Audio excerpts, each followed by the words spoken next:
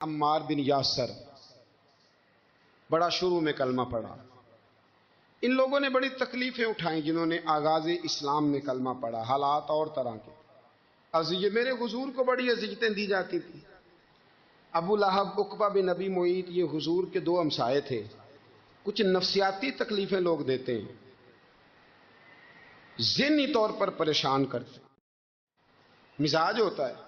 وہ دونوں کیا کرتے تھے؟ وہ سارا اپنے گھر کا کوڑا کرکٹ لا کے حضور کے دروازے پر پھینک جاتے.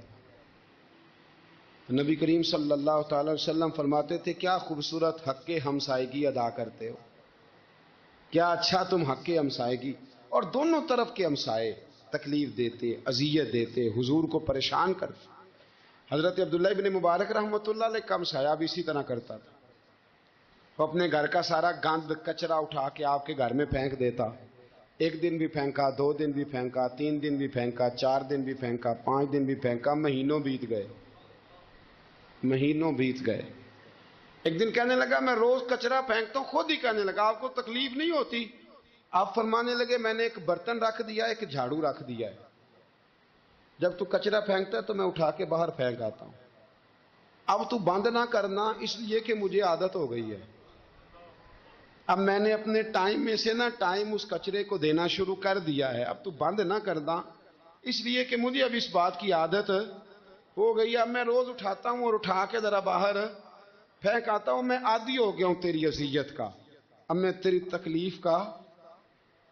آپ میں سے بہت سارے لوگ شہروں کے رہنے والے ہیں. ہمارے دیہاتوں میں یہ ہوتا تھا کہ کسی بوڑھے بابے کو نا بچے چھیڑتے تھے، کبھی کبھی غلط کرتے تھے، ایسا کرنا نہیں چاہیے، لیکن بزرگ کو چھیڑتے تھے، تنگ کرتے تھے. کبھی وہ بچے نہ چھیڑتے تھے تو بزرگ خود کہتے تھے کہاں مر گئے آج سارے.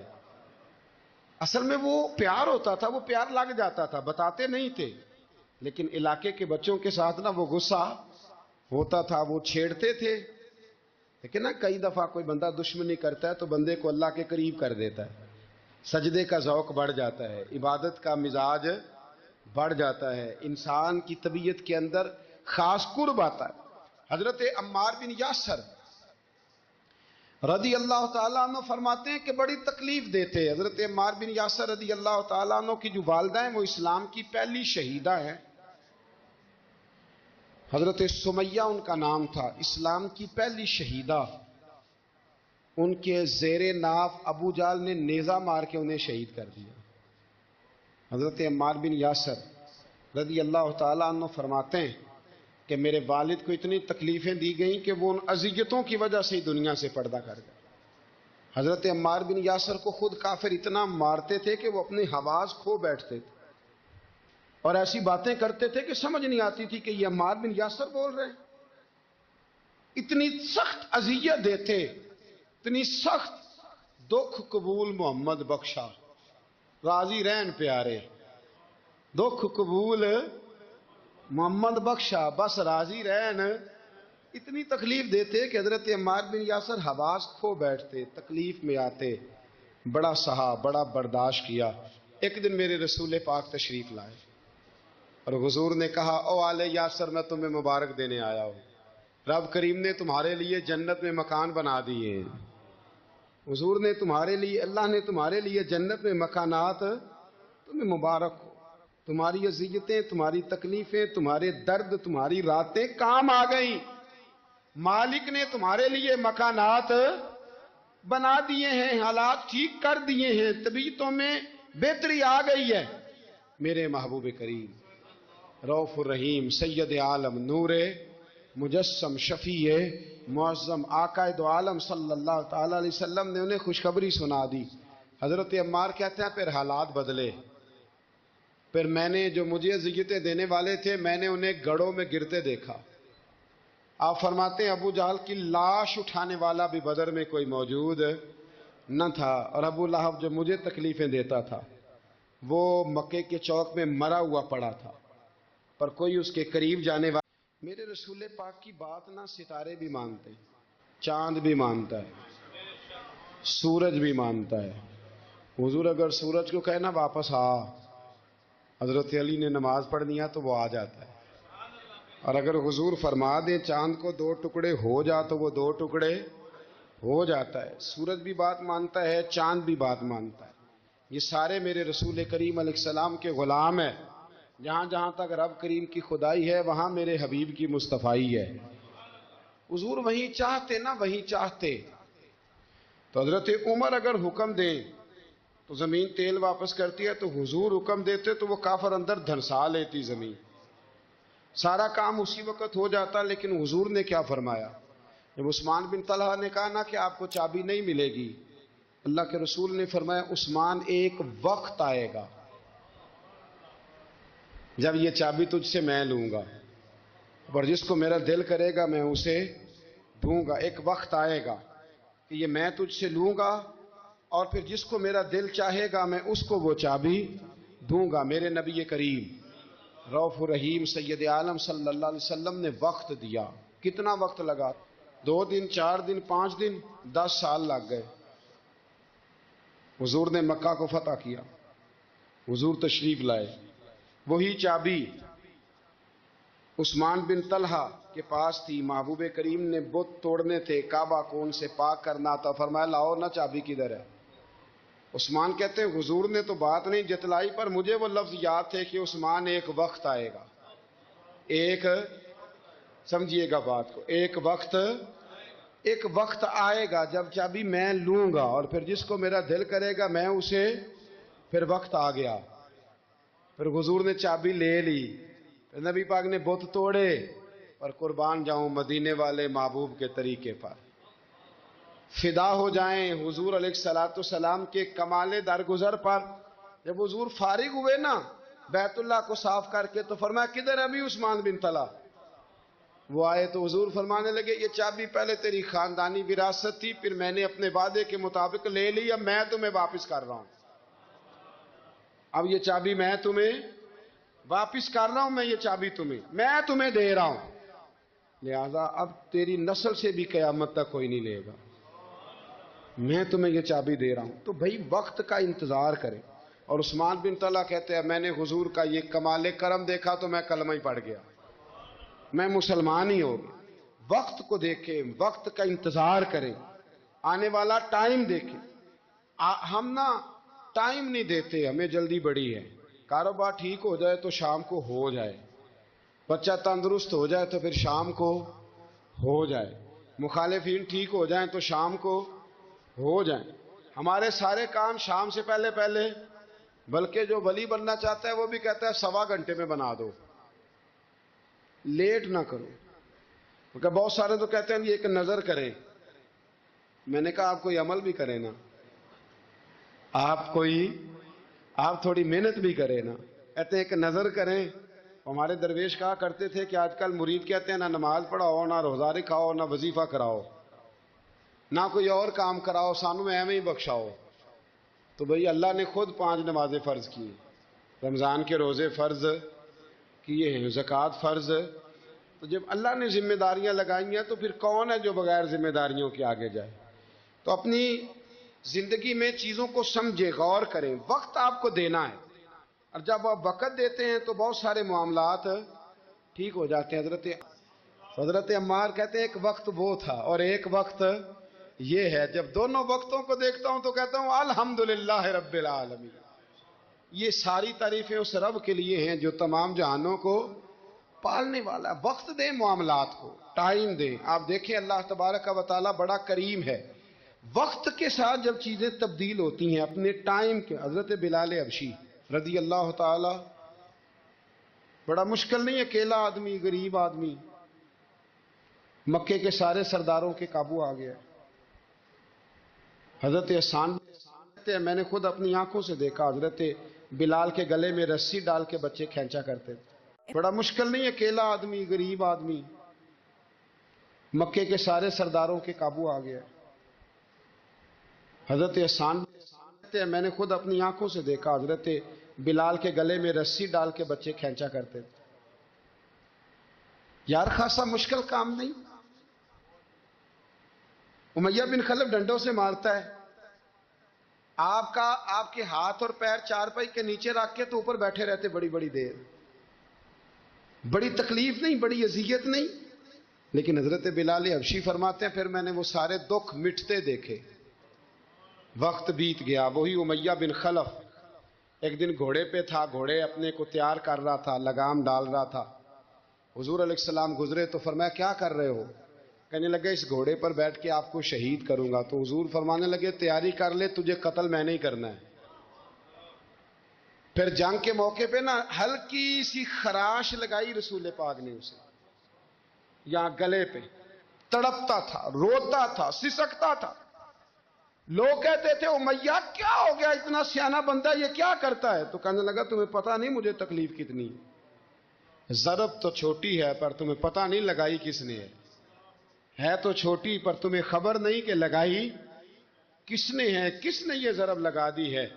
پھر تڑپ کر سسک کر مرا۔ حالات بدل جاتے ہیں، حالات میں تبدیلیاں آ جاتی ہیں۔ ہم وقت نہیں دینا چاہتے، ہمارے اندر جو حوصلے کی کمزوری ہوتی ہے، ہمارے اندر جو وہ ایک بہت بڑا معاملہ ہوتا ہے کہ کسی بھی طریقے سے یہ معاملہ ختم ہو، کسی بھی طریقے سے شفا ہو، جلد از جلد ہم اس بات سے نکلیں، تو یہ بات ہماری درست نہیں ہے۔ ہمیں وقت دینا چاہیے۔ حضرت سیدنا عاصم بن ثابت بن قیس بخاری میں بھی موجود ہے، اور بھی بہت ساری کتب میں یہ روایت موجود ہے۔ حضرت عاصم بن ثابت بن قیس رضی اللہ تعالیٰ عنہ، آپ نے نا جنگ احد میں بڑی دلیری کے ساتھ آپ لڑے تھے۔ دو لوگوں کو آپ نے قتل کیا تھا، مصافح اور حارث کو۔ ان کی والدہ سلافہ بنت سعد، سلافہ بنت سعد بڑی مالدار عورت تھی، بڑی تیز تھی۔ اس نے قسم کھائی تھی کہ میرے دو بیٹے چونکہ حضرت عاصم بن ثابت نے قتل کر دیے، اس نے قسم کھائی تھی کہ میں نا معاذ اللہ انہیں قتل کراؤں گی اور ان کی گردن اترواؤں گی اور ان کی کھوپڑی میں شراب بھر کے پیوں گی۔ جملے بولنے والے کئی دفعہ بڑا ہی بول جاتے ہیں۔ حضرت عاصم بن ثابت بن قیس رضی اللہ تعالیٰ، سلافہ بن سعد کہنے لگی کہ میرے بیٹے چونکہ انہوں نے قتل کیے تو 100 اونٹ دوں گی جو انہیں شہید کرے گا، اور پھر میں معاذ اللہ ان کی گردن اتروا کے کھوپڑی کے اندر شراب بھر کے پیوں گی۔ حضرت عاصم بن ثابت بڑے بہادر تھے، قابو نہ آ سکے۔ کافروں نے ایک چال چلی کہ مدینے سے کچھ مبلغ مانگے تبلیغ کرنے کے لیے، بطور مبلغ کو مانگا، لیکن رستے میں بددیانتی کی، جھوٹ بولا، ظلم کیا، انہیں گرفتار کیا، اور گرفتار کر کے معاذ اللہ تعالیٰ انہیں بیچنا چاہا۔ حضرت عاصم بن ثابت کہنے لگے میں میدان کا آدمی ہوں، میں قید ہونے سے لڑائی کرنے کو بہتر سمجھتا ہوں، میں کفار کا قیدی ہونے سے شہید ہونے کو فضیلت دوں گا۔ تلوار نکال لی، نیزے نکال لیے، لڑنے لگے۔ اب اکیلا آدمی اور سامنے درجنوں بیسیوں لڑنے والے، سب کا رخ جب انہی کی طرف ہوا تو حضرت عاصم بن ثابت بن قیس رضی اللہ تعالیٰ عنہ سمجھنے لگے اب شہید ہو جاؤں گا۔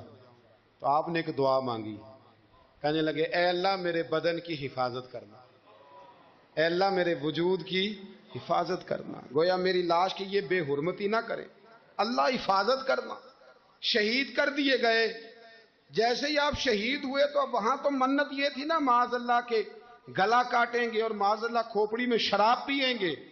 انہوں نے دعا کر دی، یا اللہ حفاظت کرنا۔ آپ سب بھی دعا کریں، یا اللہ ہماری حفاظت فرما، اے اللہ دنیا میں بھی حفاظت فرما، قبر میں بھی حفاظت فرما، حاسدوں سے، شریروں سے، مفسدوں سے، اے اللہ حفاظت کرنا۔ یہ دعا فرمائی۔ جب آپ شہید کر دیے گئے نا، لاش مبارک قریب تھی تو کافر گردن کاٹنے کے لیے آگے بڑھے تو سینکڑوں کی تعداد میں شہد کی مکھیاں آ گئیں۔ انہوں نے گھیرا ڈال لیا سارے وجود کو۔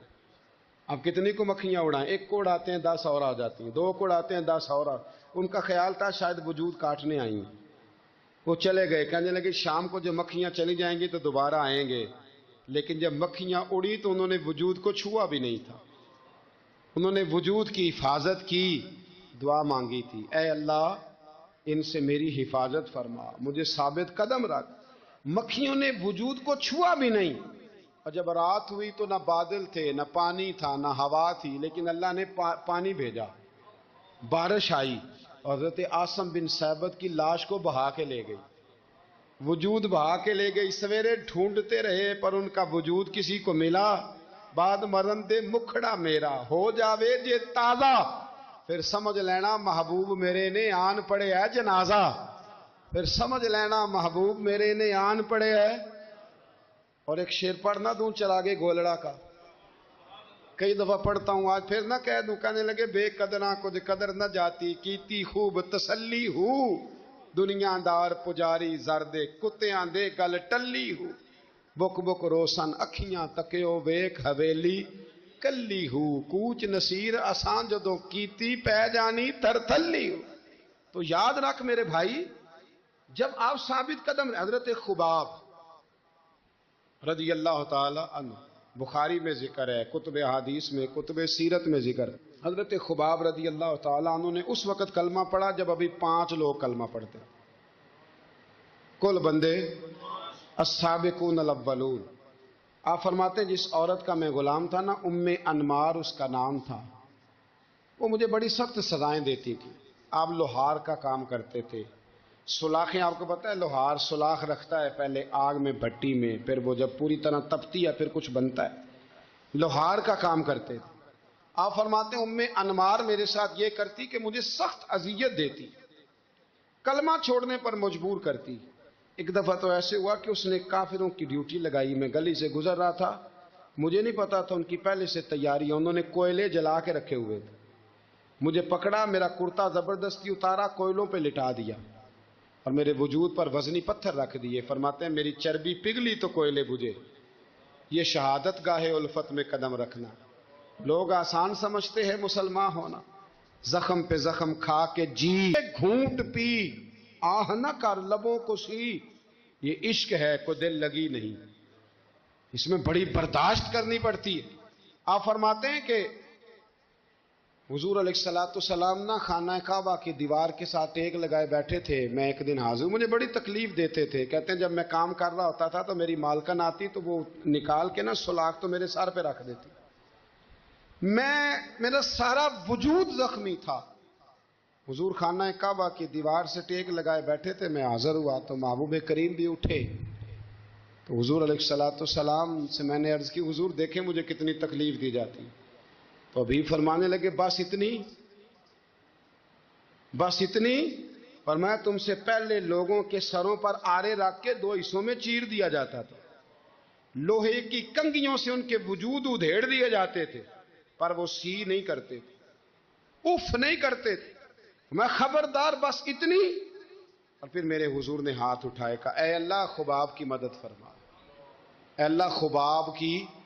اتنے لفظ ادا کی. حضرت خباب کہتے ہیں پھر میں نے وقت کو وقت دیا, پھر میں نے حالات کو وقت دیا, پھر میں نے اپنے محبوب کی دعا کو قبول ہوتے دیکھا.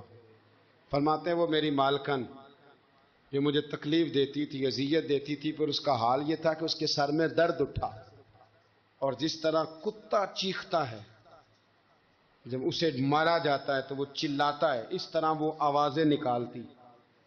پھر وہ بہت بڑے طبیب کے پاس گئی تو اسے کسی نے کہا کہ لوہے کی سلاخوں سے اپنے سر کو دگوایا کر, داغ دیا کر, اسے جلایا کر جگہ جگہ سے تاکہ تیرے اندر کا درد ختم ہو. تو آپ فرماتے ہیں پھر لوگوں میں نے صبر اور استقامت کا رزلٹ دیکھا کہ وہ جو مجھے بطور سزا میرے سر پہ سلاخیں رکھتی تھی پھر وہ بطور دوائی منگانے لگی. میں سلاخ گرم کر کے لاتا اس کے سر پہ رکھتا. فرماتے ہیں پھر اسے سکون ہوتا, پھر وہ تڑپتی.